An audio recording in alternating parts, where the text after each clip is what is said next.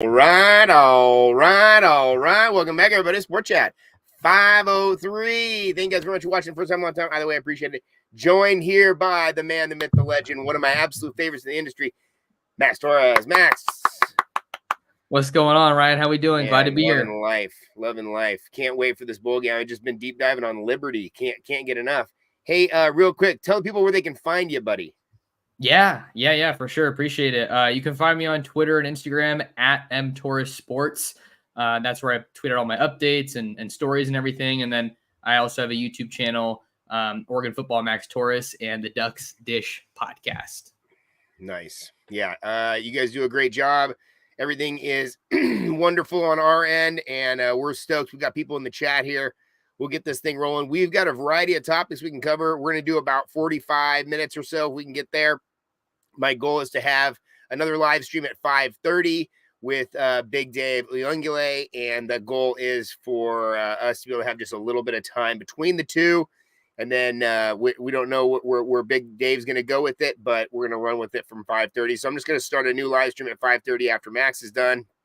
If you want to stick with me, Max, we've got plenty to talk about. First and foremost, we were just talking right before here. We don't need to go too deep into the well of negativity, but Lord have mercy, my man. How many times? When are the Ducks going to be able to break through the glass ceiling of actually getting it?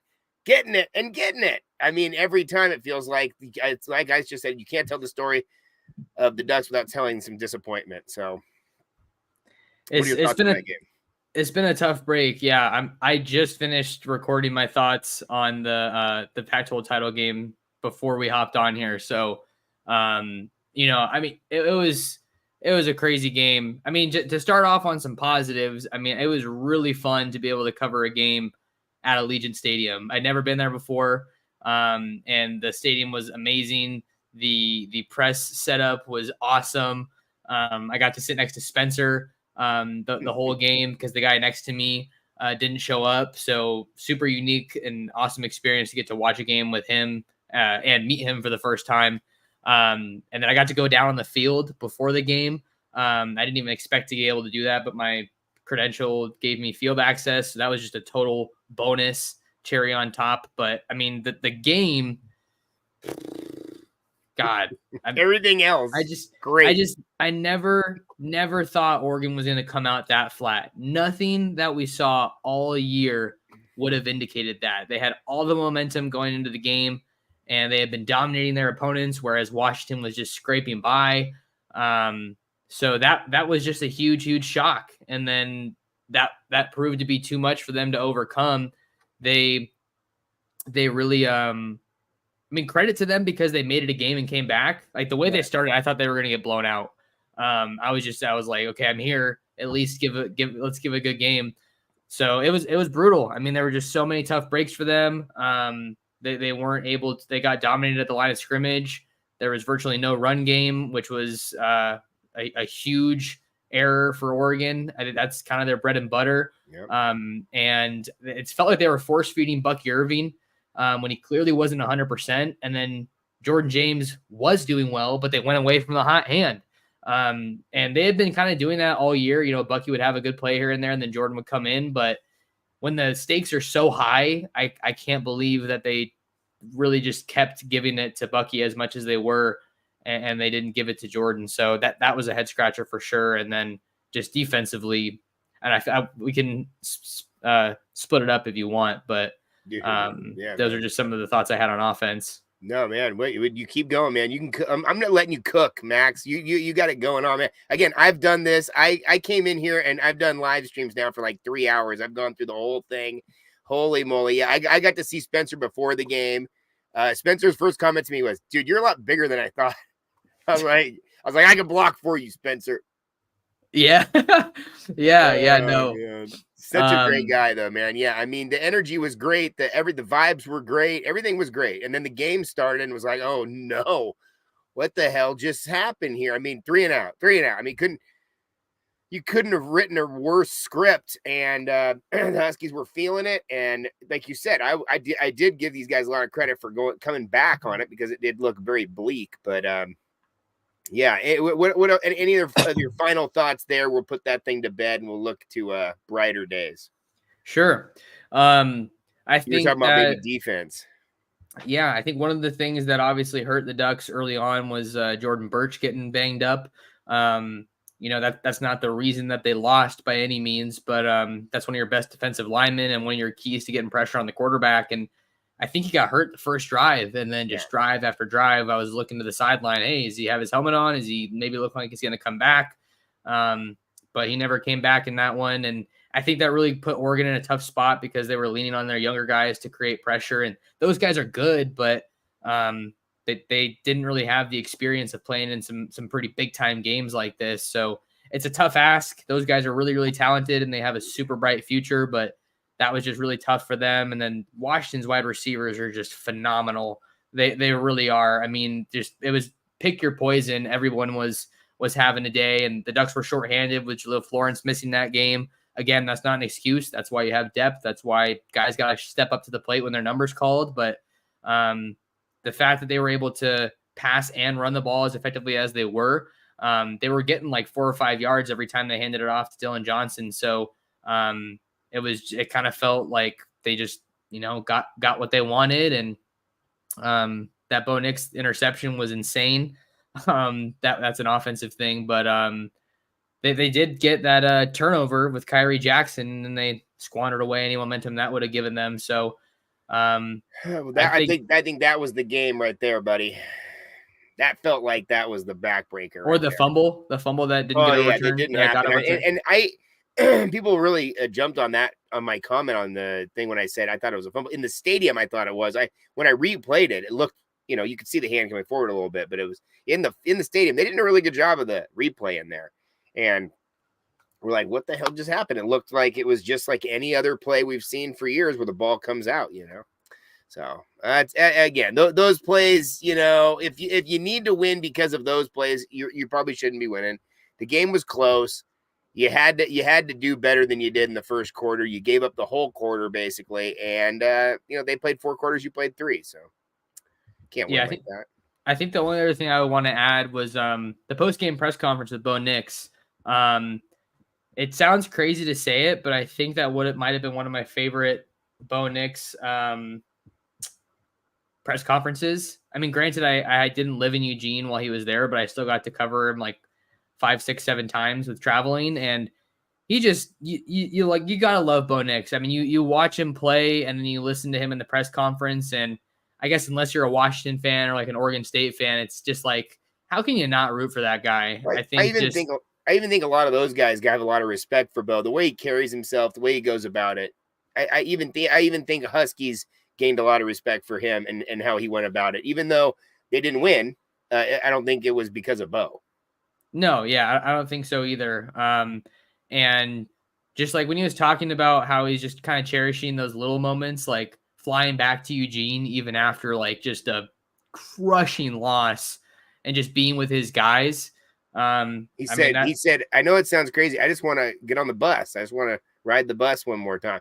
And when I heard that, I mean, as a coach and as a player for all the years that I've been on these buses and stuff, that damn near brought a tear to my eye. And I also, right then, I was like, oh, he's going to play again. If he has one more shot at it, this is not the last time. He's going to want one more ride. Which is great. And I think just to wrap it up a little bit, I think that it's kind of part of the reason that I like covering recruiting is because you get to see the full journey. And when they lace it up for the last time in high school, it's different because it's like just the start of they're getting going to their next chapter with college. I don't really know if that made any sense. But like I as someone who didn't really play high school football at a high level, I only played for 2 years, but like I got to, be with the team junior, senior year as a manager. So it's a tough deal, whenever you have to hang those cleats up for the last time. So I'm really excited to see Bo Nix play one more time and just hope that they can send him off on the right note.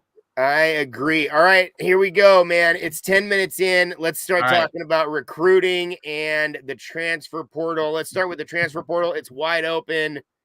Biggest takeaways so far. You can go national, you can go local, you can go just the Ducks, whatever you want to do there, Max. Yeah, no, it's crazy. It really, really is. It's only been open. This is the third day now, and just more and more and more names keep going. Just to start with Oregon real quick, I don't think that there was anything crazy surprising. I think the one that surprised me the most was Triquez Bridges, seeing that he's been around for a long time, but ultimately, I don't think he got to the level that he wanted or that Oregon fans necessarily wanted him to, but that was a kind of a shock for me. I figure he probably goes back somewhere closer to home in Alabama, or in that kind of area in the South. But other than that, I don't think there's been any real big shocks for Oregon. I mean, Chris Hudson, Brian Addison, Damon David, Ashton Kozart was maybe a little bit of a surprise, just seeing because he just got there. But guys got to do what they got to do. And then I just think that you're going to see again that every guy that Oregon takes, maybe they don't take as big of a transfer portal class. We got to see what the numbers are looking like in the 2024 recruiting class, because we're 2 weeks away, Ryan, from the early signing period. Okay. So the portal and the early signing period are like this.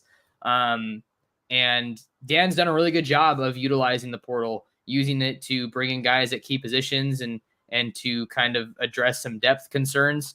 But I think really when you talk about the portal, it obviously starts with quarterback for a lot of these schools, and Oregon's going to be involved. They already are. And I know we're talking about kind of some big names across the country: Walter Nolan at Texas A&M, LT Overton at Texas A&M, Nyland Green at Georgia. So there's a lot of big names, but not much of a surprise to see Texas A&M completely fall apart. Well, yeah, that thing was I don't even know what analogy you'd use for that. I mean, it felt like the entire thing was fraudulent. Remember the whole Jimbo and Nick Saban thing, where Nick Saban said these guys, he bought a whole recruiting class and all that sort of stuff. Lord have mercy. I mean, can't wait for the 30 for 30 on that storyline. Holy smokes.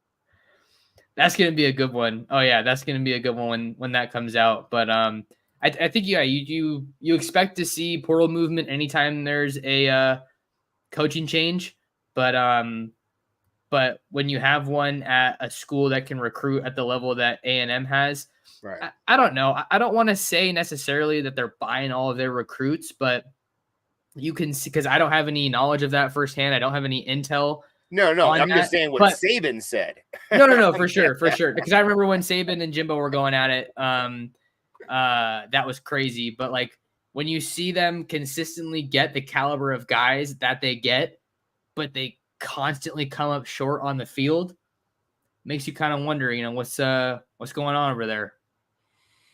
Yeah, it's an interesting situation. So who do you think will be the guy to come? Everybody obviously is talking about the quarterback. So what are your thoughts on the quarterback portal situation nationally? And then who do you think is going to be coming to Oregon? Who's the guy? Because there's going to be a portal quarterback coming here, it feels like.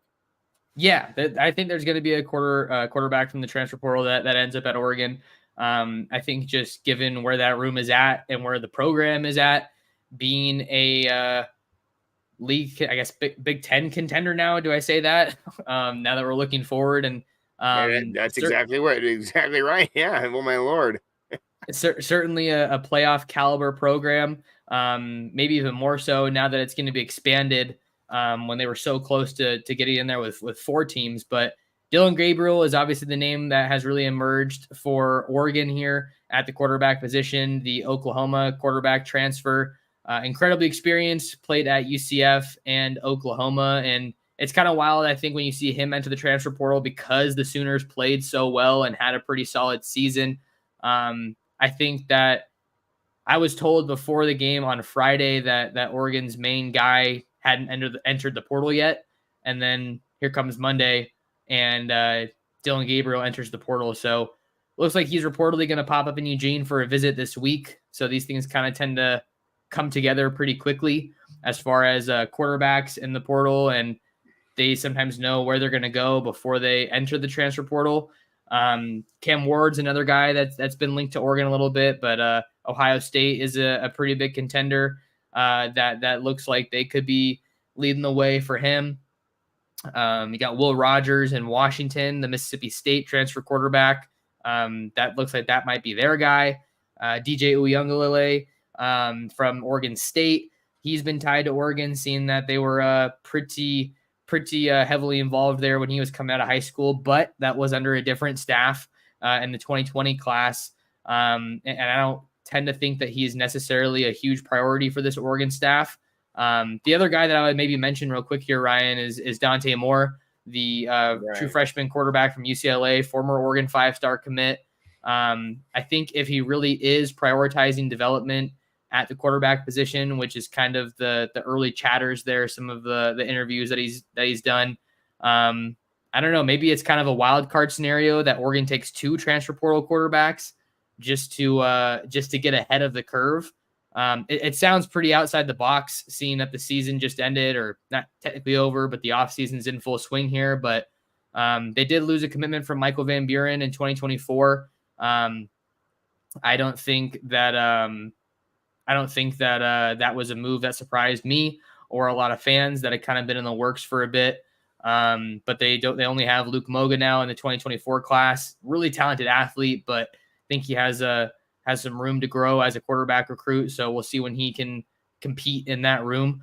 But maybe they get Dylan Gabriel and Dante Moore in the same portal haul.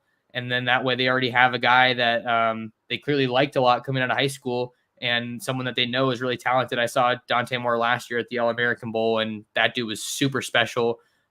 Maybe just wasn't the right situation for him at UCLA. Yeah. What do you think of the future? Like you said, taking a transfer portal guy, or maybe taking two guys to kind of get ahead of the curve a little bit. When it comes to recruiting, it's always been such a challenge to have these high school kids come in and play in college. And Dante Moore looked amazing. I mean, he looked so head and shoulders above everybody else last year, and especially in the all-star circuit there. He went to UCLA and completely fell flat. I mean, he had times where he looked all right, but again, that's a Chip Kelly offense. You would assume there would be some plays to be made there, but it didn't open up for him, and for whatever reason. So it's interesting that a guy like that could actually be humbled in his freshman year and want to develop coming after this, and transfer to a place that doesn't want to be starting right away. Most of the time you have the transfer portal guys want to go there and want to be the guy right away, hand the keys immediately.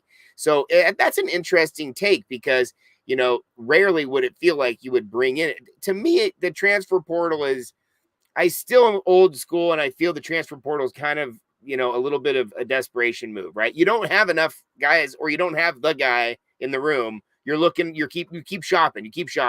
And that could be a good thing. That could just become the norm now. I'm not getting used to it enough. But to take 2 transfer portal guys in the same year, that's a serious leap, because it feels like that really bucks a trend. But that could be also a wave of the future.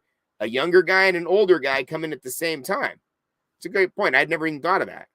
Yeah, and I want to be clear that I'm not saying that I think that's what's going to happen, or that's what I think Oregon should do, but it has the potential. Yeah, but the truth of the matter is that quarterback is the most important position on the field. So you can't afford, if you're Oregon, to go into 2024, in my opinion, only having the guys that you currently have on the roster. If you have Ty, Austin, and Moga, let's just say, even if Ty is the starter, you have no experience to fall back on. So there's a major gap between those guys. Yeah. So I think I want to see Ty do well.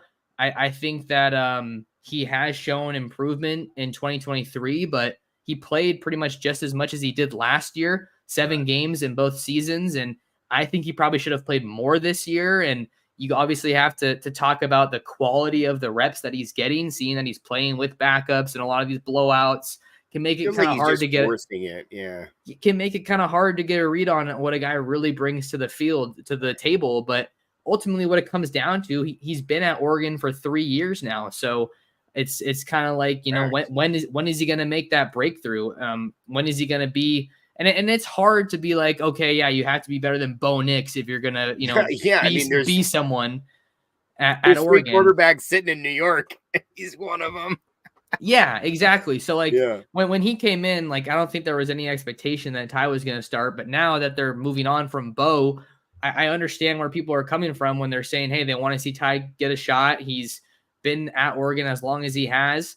And I think that he's probably going to get a shot if you bring in a portal guy and, have him compete with him in the spring. But at the same time, Ryan, this is another reality check. You don't bring in transfer portal quarterbacks to not start. Exactly. It's just not where the sport is at right now. So, I've rooted for Ty. I want to see him do well. He's an awesome kid. I just think it's the reality of the situation that they're in right now, that they're going to go to the portal to get a guy who can be a plug and play option for them, and help them keep moving forward without any kind of drop off, ideally. Yeah, and like you said about a backup guy coming in as well, or a secondary, bringing in a guy who, because my whole thing has always been from a coach's perspective and former player perspective, there's certain position groups that you can have a lot of fluidity there, right? You can have the defensive line group can all mix and match. You don't need to be the starter. You're still going to get reps here and there. But the quarterback room, you need clear, distinctive hierarchy, and everybody needs to know that hierarchy, and everybody needs to be accepting to that hierarchy, and the coaches need to be clear about that from the jump. Now, open competition is classic coach speak, but open competitions do happen oftentimes. It's just that at Oregon, you have these just serious gaps between these guys. I mean, the gap between Bo Nix and Ty Thompson is absolutely obvious. Even Anthony Brown, so much older than Ty Thompson when he came in. I mean, so it's like, how in the world? I get it that people are excited about the freshmen and everybody thinks that the recruits are so good coming in and they're just going to dominate on day one. These guys, there's a major learning curve here. So when you bring in a veteran quarterback, like you said, plug and play, there's not many positions you can do that with. And, you're one play away with an injury. Anything can happen. So you have to have guys on deck ready to go. And if your guy on deck isn't ready to go, your whole season could be over. And we've seen this in the past over and over. So I really like that idea of thinking, hey, there's multiple guys in the portal. Maybe we take two of them, and maybe we take an older guy and a younger guy and bring in the younger guy as, hey, you're the backup. And if anything goes down, you're the guy. But a guy like Dante Moore, who was the obvious number one guy in his class, saying he's willing to go to a place where he can be developed is, I don't know if that's necessarily a code word for saying I'm going to a place where I'd sit on the bench. But that could be a unique situation in the future where you have these guys that transfer as freshmen or right after their freshman year that look very good, and you could plug them into a position where they might have reps, they might not, but they're going to start for or they're going to compete for a starting position to a great team, one of the better teams in the country. Yeah, and I mean, I don't want to only talk about the quarterback position, but obviously it's worth a discussion here. It's going to be a huge topic this year, Max. look at what Ole Miss did last year at the quarterback spot. They brought in multiple transfers. Jackson Dart was still the guy at the end of the day, but their primary backup was Spencer Sanders, who was one of the most experienced. Look at that in the comment, literally exactly what I'm talking about. And from NE. And then Jackson Dart, and so he's the primary guy, but then Spencer Sanders comes in and he played 9 games or appeared in 9 games. He only threw 29 passes, but I think there's something to be said about having a bona fide stud as your starter, but that second spot is even more important because if that guy goes down, if your backup can't keep the offense moving, big time, then it just, you don't really have a whole lot there. So and in this transfer portal era, that's hard to keep that number 2 guy there. It's hard to keep that guy on your staff, and these guys now can bump and run and go anywhere they want. Which is why I think it's also so interesting to look at what's happening with Texas, because they're in the playoffs. There's already reports saying that Quinn Ewers is coming back. You have Arch Manning, who was one of the most hyped up recruits ever in recent years, obviously given his last name, and then to credit him his body of work in Louisiana as a high schooler. But then you also have Malik Murphy, who is a backup at Texas, and Ewers went down. Murphy was able to come in and keep the thing going. And that could be a tough guy for them to hang on to potentially because they're already so invested in Arch Manning. Like that was such a huge recruit for them to get. It's the quarterback position is you have to keep everybody happy, and it's almost impossible to do it. So there's going to be options, and there's going to be guys you can go after. Yeah. Well, what about some other positions you're interested in with the transfer portal for the Ducks? What are some holes they need to fill, and maybe who could fill them? I think one of the biggest ones you have to look at is safety, given the experience that they have there, and then kind of what happens as a result of that. You have guys that run out of eligibility. Evan Williams obviously has been a pretty good player for the Ducks coming over from Fresno State. He's running out of eligibility. Steve Stevens the fourth, he's running out of eligibility. And then you also have Brian Addison, who has already hit the portal. I was told months ago that was going to happen, but it didn't ultimately come together until the season ended. So Tyshim Johnson is potentially your only returning veteran from the 2023 season, and he kind of had an up and down year. Had the 2-pick game against Utah, so that was obviously a bright spot for him. But you need to bring in some experience there in the back end.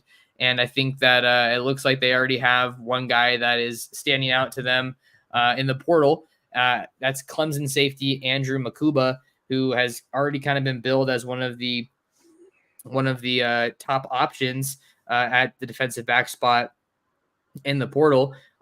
He has played 3 years, was a freshman All-American. I was doing some research on him earlier today, and he was the first true freshman DB to start at Clemson since like the 70s.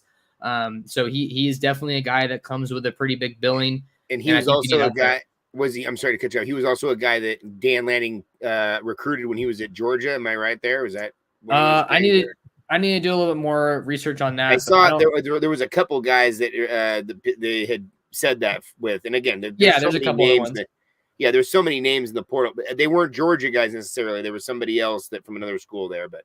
Sure. Anyway, I think that it's all about relationships. And when you talk about recruiting, you got to build relationships when the guys are young and you get to know these guys, and then you just maintain relationships through it. And the fact of getting a guy in his second or third year, like I've always said on this thing, man, weight program, meal program, these guys just grow up mentally, physically, emotionally. And, that gap between 18, 20, 22, there's a lot of growth there. And if you get a guy who is been grown somewhere else, been trained somewhere else, can come in and provide a spark for you on day one, you're going to sign him up. This transfer portal is an absolute game changer. Oh yeah, it's huge. So I think that as of right now, Andrew Makuba from Clemson is one of the big guys you have to keep an eye on. I'd also throw Nyland Green in there. He's a Georgia transfer at cornerback. I don't know that Oregon needs as much help at cornerback as they do at safety, just from a pure numbers standpoint. Kyrie Jackson, I don't believe he has any more eligibility left. So you're looking at Jaleel Florence as your top returning guy. I think Dante Manning as well could be another returner for the Ducks. And then they're bringing in Sione Laulea, one of the top junior college guys from this current cycle. I think they view him as a plug and play. So I think you need more help at safety than corner, but Nyland Green was a guy that Lanning was involved with recruiting when he was still at Georgia. Nyland Green, originally a class of 2021 guy. And then to get to your point about some other big names, I think you're looking at Walter Nolan and LT Overton. Those are two of the really, really highly coveted transfers along the D line at Texas A&M. You had Walter Nolan, who wasn't necessarily considering Oregon. He cut Oregon out of his finalists before he committed to Texas A&M, but he did have Georgia in the running there in his recruitment. And then LT Overton was a guy that Oregon directly recruited pretty much up until the very end. He reclassified from 23 to 22, but I think Walter Nolan is the probably the most highly coveted guy in the portal right now, potentially regardless of position, or maybe you just take non-quarterback guy.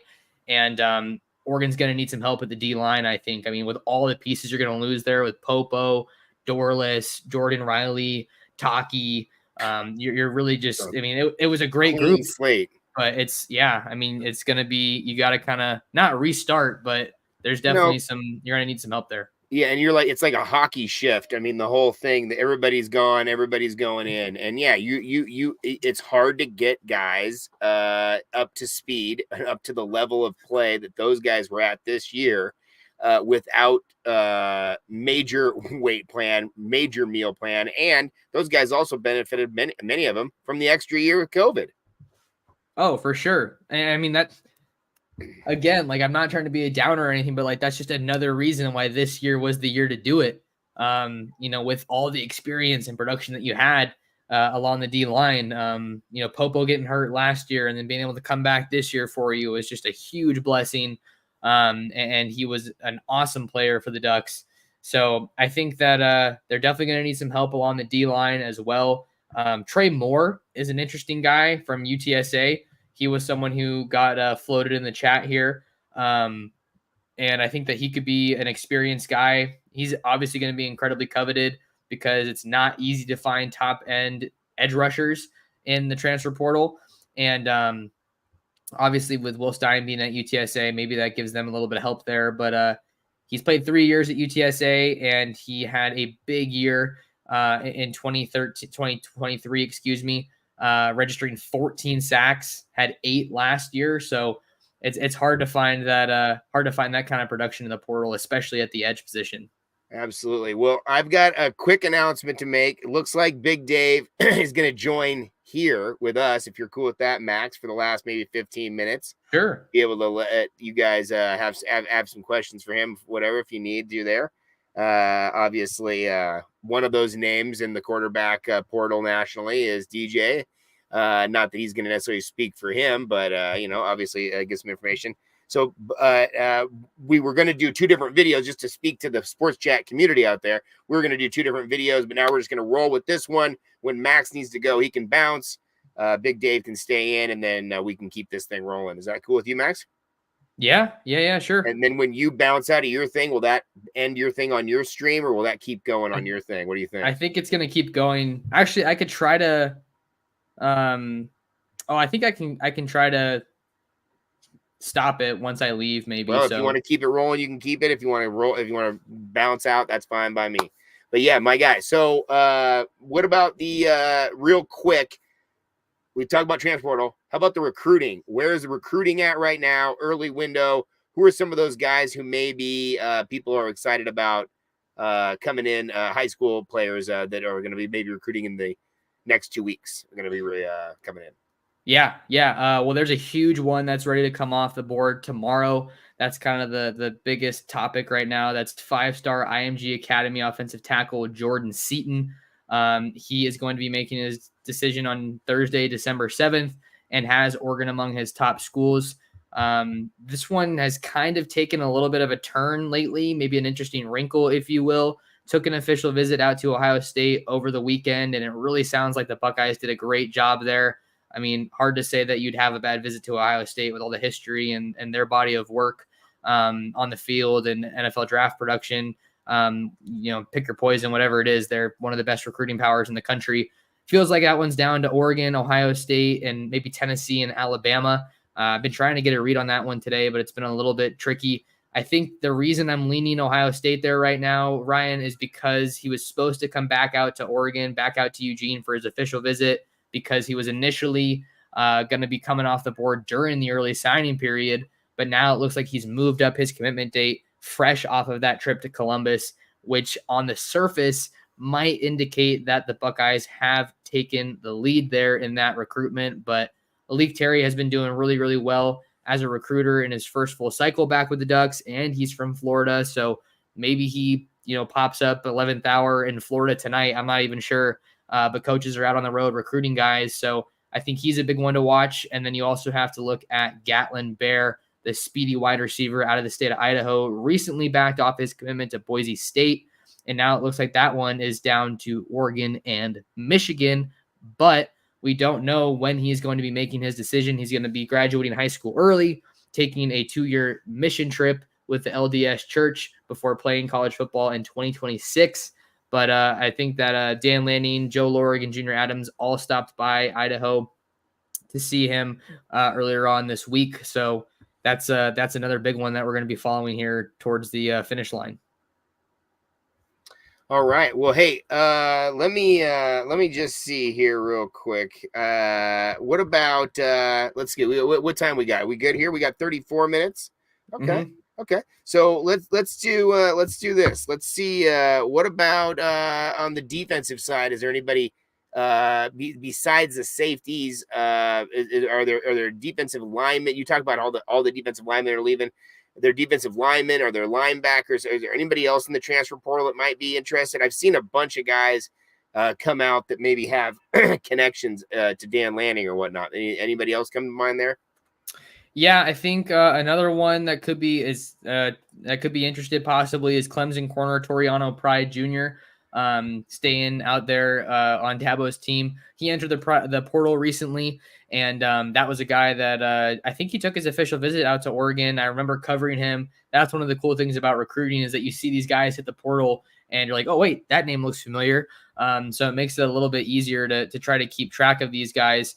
I think another one that's definitely really interesting and is going to be a very sought-after player is Arizona State defensive lineman B.J. Green. He was one of the bright spots on that Sun Devils team that was actually better on defense this year, Ryan, than they were on offense, which was kind of a surprise under Kenny Dillingham. But I think that he is definitely a guy that Oregon should give a call to because he is really, really talented and probably a guy that they're going to have an easier time with because he's played in the Pac-12, played out west before. So I think that's a big name to watch as far as defensive guys that could be interested. Awesome. Well, hey, we got Big Dave real quick. Let's see if we can get Dave in here. Dave, my guy, can you hear me? What's up, man? Hey, what up? What's up, Hey, Dave, you know Max? Max, you know Dave? What's yeah, up, yeah. man? I've seen Dave at some Bosco games. Yes, sir. Of course. My guy, happy holidays to you and your family. Thank you, brother. Real quick, Max, you got anything real quick for Dave or Dave, you got anything for Max or any of the greater community here? We got 100 people in the building rocking with us right now. Look, I'm just happy to be here, man. You know what I mean? Just kind of angry who we playing. But absolutely. You know what I mean? It's just a freaking atrocity, like what I said, and that tweet went viral and hey, a lot of your tweets go viral, my guy. You got a pretty good footprint. Bro, lately, that tweet went 700,000 views, bro, almost 1 million. Wow. It is crazy. Wow. I think the only thing that I would say is just Dave, I don't know if you knew this, but I didn't move out to Southern California until last fall. And Matayo was like the first big name recruit that I got to cover. So to see him end up at Oregon was pretty special. And then to see him have the early impact that he's having is really exciting.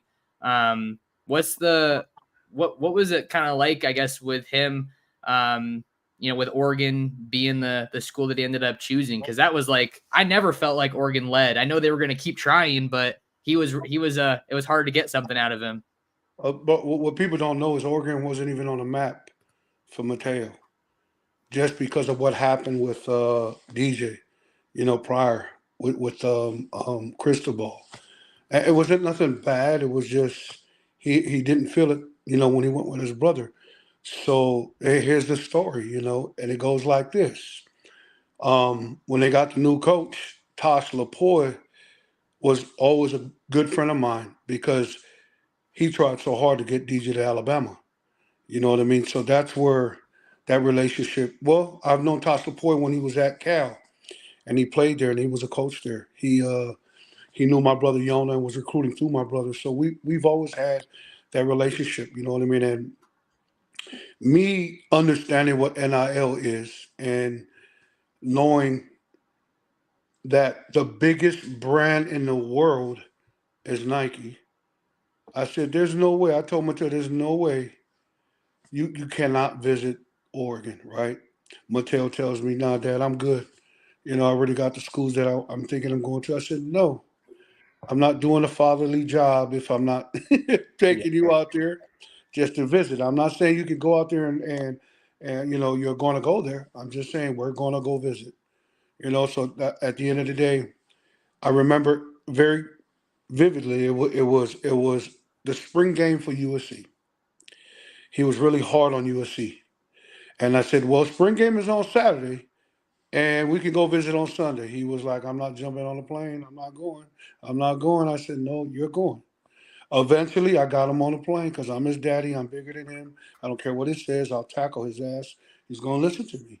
So I get him on the plane. Well, the real reason why he got on the plane, I don't know if you remember a player from Kahuku, Number 10, he was getting recruited to by Oregon. He went to Texas. Oh my gosh. But that kid called my son and said, "Hey, you're going to Oregon today?" And he's like, "You're going?" So they were best of friends. So that's kind of why he jumped on a plane and went. So that trip to Oregon is what changed everything. With Tosh Lapoy, Dan Lanning, everything that they did in one day. When Mateo came back from that one day of a trip, Oregon jumped into the top 3. That's how much of what I did was I just told Lapoy, Mateo doesn't care about, don't take him to facilities, don't take him to how great the place is,